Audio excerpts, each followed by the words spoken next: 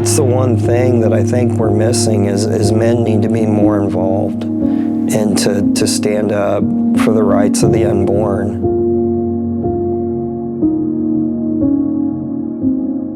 My name is Ted Carter. I'm from Sterling, Kansas. I was born and raised in Sterling, and then I graduated from Fort Hays State University. So I converted a little over a year ago, and I grew up a Methodist and pretty much regularly attended the Methodist Church in Sterling growing up. And then when I went to Fort Hays is where I really fell away from my faith. And that's pretty much where my whole abortion story starts.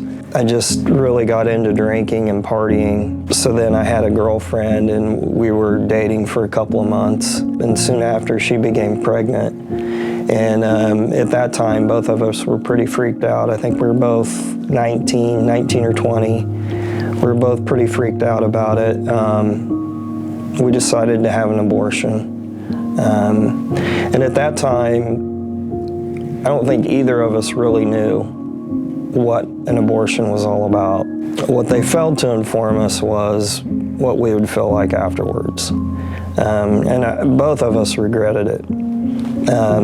We resented each other, so we broke up and just drifted far away from each other. Just the aftermath of it, I just went through a lot of depression, just darkness, despair, suicidal thoughts.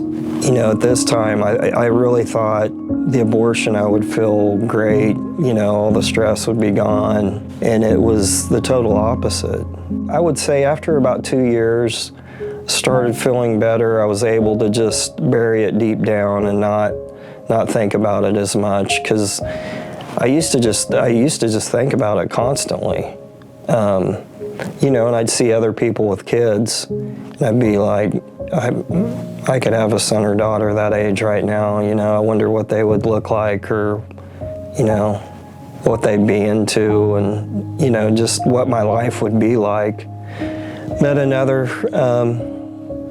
young lady, and we started dating, and she became pregnant. And this time I was really excited about it, and she was not so excited about it. And she just was not ready to be a mother yet. And I fell into the trap of the whole my body, my choice. I didn't feel like as a man I could tell her what to do with her body. Even though we had talked about not doing it, we decided mutually to do it again, even though I really didn't want to do it. And I felt like at that time I didn't have a voice. And I shouldn't be able to tell her what to do with her body. And I deeply regret not fighting harder for our child. Just all those feelings came flooding back again. The darkness and despair and the depression. Then later, I ended up having kids. I had 3 kids. And after having kids, I really regretted the abortions, because it's like I could have 2 more awesome kids right now. I just wish there was so much more education and so much more awareness out there to just help and to educate people on what an abortion actually is, because I would guarantee you most people have no idea. Several years later, I ran into my now wife and had invited me to go to Mass with her. And I didn't know anything about Catholicism. And then the thing that really put me over the top was the story of Our Lady of Guadalupe. So I was taking RCIA classes with Father Michael Brungart in Lyons. And one night he was going over Our Lady of Guadalupe. It really made me emotional, and I couldn't figure out why, because I didn't know really anything about her. So then I went and started watching some videos over the story of Our Lady of Guadalupe, and just every time it really made me emotional. And I couldn't really put my finger on why is this just breaking me. And my wife called me one day and she said, Did you know that Our Lady of Guadalupe is a patron saint of the unborn? And I was like, that's what it was. That's what did it.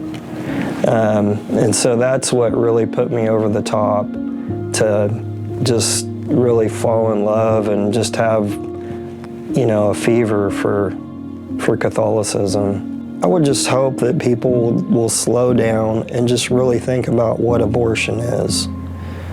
Just take all the political issues out of it and just realize that this is a life and death matter. And are you ready for that consequence? Are you ready for a lifetime of regret? Well, I do think we have a voice as a man. That's the one thing that I think we're missing is men need to be more involved and to stand up for the rights of the unborn.